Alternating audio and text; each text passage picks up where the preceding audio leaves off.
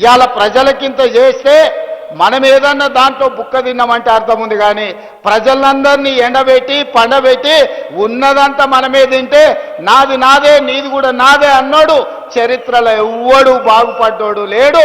ఇవాళ నడుస్తున్న చరిత్ర కూడా అదే. ఇవాళ పైసల పంచాయతీ తప్ప వాళ్ళ ఇంట్లో ఇంకో పంచాయతీ లేదు. అందుకే ఈరోజు 150 మీటర్ల ఎత్తున ప్రాణహిత చేవెళ్ల తుమ్మిడియేటి దగ్గర ప్రాజెక్టు కట్టాలి అని మా సాగునీటి పారుదల శాఖ మంత్రి ఉత్తమ్ కుమార్ రెడ్డి గారికి ఆదేశాలు ఇవ్వడం జరిగింది. ప్రాజెక్టును అంచనా వేయడానికి నిన్న మొన్ననే టెండర్లు పిలిచినాం. దీనికి సంబంధించి తొందరలోనే ఆదిలాబాద్ జిల్లా వ్యవసాయ భూములకు మీ గోదావరి జలాలను తరలించి ప్రతి ఎకరాకు నీళ్లు ఇవ్వాలి అన్న లక్ష్యంతో తుమ్మిడియేటి దగ్గర ప్రాణహిత చేవెళ్ల ప్రాజెక్టును మళ్ళీ కడతాం. ప్రారంభోత్సవానికి పనుల ప్రారంభోత్సవానికి తిరిగి నేను వస్తా అని తెలియజేస్తున్నా. ఆనాటి నిర్లక్ష్యాన్ని సరిదిద్ది ఈనాటి ఆదిలాబాద్కు సాగునీరును అందించి ఈ ప్రాంత రైతాంగాన్ని ఆదుకునే బాధ్యత ప్రజాపాలన ఇందిరమ్మ రాజ్యం తీసుకుంటుంది. దానికి మా ఎంపీ గారు ఎమ్మెల్యే గారి సహకారం, పక్కనున్న మహారాష్ట్రలో బీజేపీ ప్రభుత్వం ఉంది. మా మిత్రులకు పెద్ద ఎత్తున ఢిల్లీలో పరపతి ఉంది. వాళ్ళ పరపతి కొంత వాడితే మన ప్రాజెక్టులకు అనుమతి వస్తుంది. ఎంబడే పనులను ప్రారంభించుకుందాం. ఎంత ఖర్చైనా ప్రాణహిత చేవెళ్ల తుమ్మిడియేటి దగ్గర కట్టి ఆదిలాబాదు జిల్లాకు నీళ్ళు ఇచ్చే బాధ్యత మన ప్రభుత్వం తీసుకుంటుంది. అదేవిధంగా సిమెంట్ కార్పొరేషన్ ఆఫ్ ఇండియా ఆధ్వర్యంలో ఉన్న సిమెంట్ కంపెనీ మూతబడ్డది. ఈ ప్రాంతంలో అపారమైన సున్నపు గనులు ఉన్నాయి. ఇక్కడ సిమెంట్ కంపెనీ పెడితే బ్రహ్మాండంగా నడుస్తుంది. కేంద్ర ప్రభుత్వంతో మాట్లాడి తొందరలోనే ప్రైవేట్ పెట్టుబడిదారులను తీసుకొచ్చి ఇక్కడ పెద్ద ఎత్తున సిమెంట్ కంపెనీని మళ్ళీ ప్రారంభింపజేసి ఈ ప్రాంతంలో ఉండే నిరుద్యోగ యువకులకు వేలాది మందికి ఉద్యోగ ఉపాధి అవకాశాలు కల్పించి వ్యాపార కేంద్రంగా ఆదిలాబాదును తీర్చిదిద్దే బాధ్యత మన ప్రభుత్వం తీసుకుంటుంది. మీకు సిమెంట్ పరిశ్రమను ప్రారంభించే విధంగా మన ప్రభుత్వం చర్యలు చేపడుతుంది.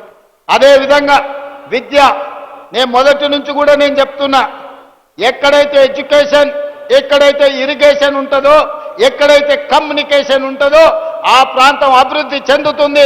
ఆదిలాబాదును ఎడ్యుకేషన్ విషయంలో, ఇరిగేషన్ విషయంలో, కమ్యూనికేషన్ విషయంలో ఖచ్చితంగా ప్రభుత్వం లక్ష్యం పెట్టుకొని ముందుకు వెళ్తుంది. Young India integrated residential schools ఇచ్చిన మీ ఐటీఐలను వివేక్ వెంకటస్వామి గారు ఏటీసీలుగా అడ్వాన్స్డ్ టెక్నాలజీ సెంటర్లుగా మార్చిన, మీకు మెడికల్ కాలేజీలు ఇచ్చిన, ఈనాడు ఎంతో కాలం నుంచి పెండింగ్ ఉన్న యూనివర్సిటీ ఆదిలాబాద్కి ఇవ్వాలన్నారు. మొన్నటి వరకు ఖమ్మంలో కూడా లేదు. అందుకే ఖమ్మంకు డాక్టర్ మన్మోహన్ సింగ్ గారి పేరు మీద ఎర్త్ సైన్సెస్ యూనివర్సిటీని ఇచ్చి 3 రోజుల క్రితం ప్రారంభించుకోవడం జరిగింది. తప్పకుండా వచ్చే సమీక్ష తర్వాత ఆదిలాబాద్కు యూనివర్సిటీని ఇచ్చే బాధ్యత మా ప్రభుత్వం తీసుకుంటుంది. సమన్వయం చేసుకోవడానికి సుదర్శన్ రెడ్డి గారికి సూచన చేస్తున్నా. అందరితోని మాట్లాడి ఎక్కడ యూనివర్సిటీ ప్రారంభించాలనో కూడా స్థలాన్ని సేకరించండి. మా శంకర్ ఆదిలాబాద్ అంటాడు, మా బొజ్జు ఖానాపూర్ అంటాడు, మా ప్రేమ్ సాగర్ రావు గారు మంచిర్యాల అంటాడు. ఇంకా మా వివేక్ అన్న, మా వినోద్ అన్న మళ్ళీ ఎక్కడంటారో తెలియదు. జిల్లాకి ఎన్నిక నాకు అభ్యంతరం లేదు. ఇక మీరు తలా ఓ దిక్కు కూలిస్తే నాకు కష్టం అవుతుంది. మీరు అందరు కలిసి ఒక అభిప్రాయానికి రాండి. నాకైతే ఇంద్రవెల్లిలో కడితే బాగుంటుందని అనిపిస్తుంది. నా మనసుకైతే ఆడ బావోజీ ఆడ జాతర ఉన్నది, నాగోబా జాతర, అక్కడ ఇంద్రవెల్లిలో కడితే మంచిగా ఉంటుంది. అక్కడికి వచ్చేటోళ్ళు ఉంటారు. ఇంద్రవెల్లి యూనివర్సిటీ అని పెట్టుకుంటే చరిత్రలో కూడా గొప్ప పేరు ఉంటుంది. కొమరం భీముడు పేరు పెట్టుకుంటే ఇంకా గొప్పగా ఉంటుంది. మరి మీరందరూ, ఇది నా సూచన మాత్రమే, నా నిర్ణయం కాదు. ఇక మళ్ళీ ముఖ్యమంత్రి గారు నిర్ణయం తీసుకున్నాక మళ్ళీ మమ్మల్ని ఎందుకు అడుగుతున్నారు అని అంటారు ఎవరన్నా. నేను సూచనే చేస్తున్నా. మీరు అందరూ కూర్చొని ఒక కొలిక్కి రాండి. ఆదిలాబాద్కు యూనివర్సిటీ ఇచ్చే బాధ్యత నాది. అనుమతి ఇచ్చేది నేను, కానీ ఎక్కడ పెట్టుకోవాలనేది ఇక మీరే కూర్చొని మాట్లాడుకోరా. మళ్ళీ ఆ పంచాయతీలకు మాత్రం నన్ను లాగకండి. మీకు యూనివర్సిటీ ఇచ్చి మన పిల్లల్ని చదువుకునేటట్టు, చదువుకున్న వాళ్ళకు ఉద్యోగాలు ఇప్పించే బాధ్యత నాది. అదేవిధంగా తెలంగాణ ఉద్యమం అంటేనే నిరుద్యోగ సమస్య. నీళ్లు, నిధులు, నియామకాలు అన్నారు. మరి నియామకాలు ఎవరికి వచ్చినాయో మీకు తెలుసు. వాళ్ళ ఇంట్లో ఎంతమందికి ఉద్యోగాలు వచ్చినో తెలంగాణ వచ్చినాక మీరే చూసారు, నాకంటే ఎక్కువ. మరి ప్రజలకు రాలే. అందుకే 10 ఏళ్ళు ఖాళీలుగా ఉన్న ఉద్యోగాలను భర్తీ చేయాలని వచ్చిన సంవత్సరం నుంచే, వచ్చిన రోజు నుంచే మొదలుపెట్టి సంవత్సరం తిరిగే లోపల తెలంగాణ రాష్ట్ర ప్రభుత్వంలో 60,000 ఉద్యోగ నియామకాలు చేపట్టి ఎల్బీ స్టేడియంలోనే ప్రజల సాక్షిగా 61,000 మందికి నియామక పత్రాలు ఇచ్చినాం. గ్రూప్ 1లో మనం ఉద్యోగాలు ఇస్తే 15 ఏళ్ల నాటి ప్రభుత్వం నియామకాలు చేపట్టలే. నేను ప్రక్షాళన చేసి తెలంగాణ పబ్లిక్ సర్వీస్ కమిషన్ పెద్ద ఎత్తున పారదర్శకంగా పరీక్షలు నిర్వహించి 563 మంది గ్రూప్ 1 అధికారులను ఆనాడు సెలెక్ట్ చేస్తే కోట్ల రూపాయలు ఇచ్చి కొనుక్కున్నారని పేదోళ్ళ పిల్లల్ని, వాళ్ళ చదువులను వాళ్ళని అవమానించారు.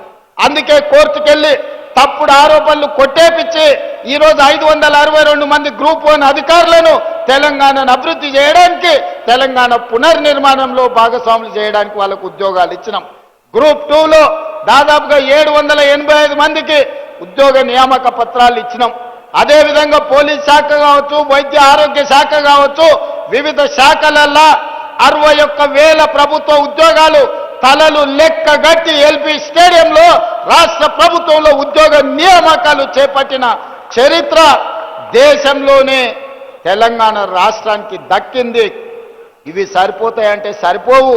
రాబోయే రోజుల్లో ఇంకో 40,000 ప్రభుత్వ ఉద్యోగ నియామకాలకు ప్రక్రియ చేపట్టి ఈ సంబరాలు ముగిసిన వెంటనే సమీక్ష చేసి ఇంకో 40,000 ఉద్యోగాలు, మొత్తం 1,00,000 ప్రభుత్వ ఉద్యోగ నియామకాలు చేపట్టి మా నిరుద్యోగ యువకులకు ఊర్ల సర్పంచులు, వార్డు మెంబర్లు, ఎన్నికలు, రాజకీయాలను తిరగకండి.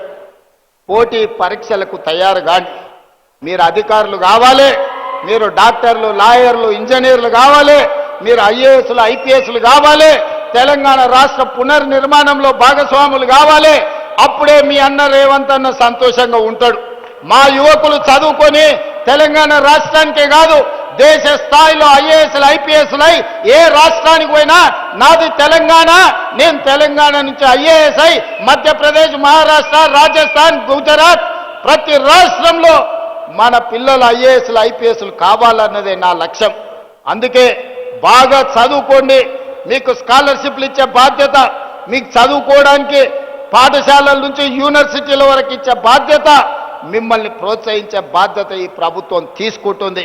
ఇక మా అక్కలు, ఆడబిడ్డలు, అంతకుముందు సంఘాలు ఒకప్పుడు గొప్పగా ఉండే, మధ్యలో ఆయన గారు మొత్తం దివాలా తీపిచ్చాడు. మా అక్కలందరిని ఒక దగ్గర కూర్చోబెట్టకుండా ఆడాడ కూర్చోబెట్టిరా మీరందరూ. వాళ్ళందరూ ఒక్క దగ్గర ఉంటే జరసేపు వాళ్ళతో మాట్లాడేటోళ్ళని. అంతకుముందు మా అక్కలు అమ్మగారింటికి పోవాలన్నా, అమ్మవారిని దర్శించుకోవాలన్నా, జోగులాంబ జాతర పోవాలన్నా, భద్రాద్రి రాములవారి దగ్గరికి పోవాలన్నా, లేకపోతే యాదగిరిగుట్ట లక్ష్మీ నరసింహస్వామిని దర్శించుకోవాలన్నా ఇంటి ఆయన దగ్గర నన్ను చేయి చాపాలి, లేకపోతే కన్న కొడుకు దగ్గర నన్ను చేయి చాపాలి. వాళ్ళు ఇస్తే ఇచ్చినట్టు, ఇవ్వకపోతే మనసులో దుఃఖం ఉండేది, బయటికి చెప్పుకునే పరిస్థితి లేకపోయేది. దసరాకు అడిగితే ఉగాది కోదులే అనేటోళ్ళు. కానీ ఇవాళ మా అక్కలు చెప్పాలి, మీ తమ్ముడు, మీ అన్న రేవంత్ రెడ్డి ముఖ్యమంత్రి అయినాక ఏ బస్సులన్నా మిమ్మల్ని ₹1 అడిగినరా అక్క? అడిగినరా? మా ఆడపిల్లలు చెప్పాలి. ₹1 టికెట్ అన్న పెట్టిరా? 8,100 కోట్ల రూపాయలు ఈ 2 ఏళ్లలో మీ బస్సు కిరాయి పైసలు ఈ ఇందిరమ్మ ప్రభుత్వం కట్టింది. ఆడబిడ్డలకు బస్సులో ఉచిత ప్రయాణం ఇచ్చినాం. బస్సులో ఉచిత ప్రయాణమే కాదు, 1000 బస్సులకు మా అక్కలు నడిచేయుతుంది, 1000 బస్సులకు మా ఆడబిడ్డలను యజమానులను చేసినాం.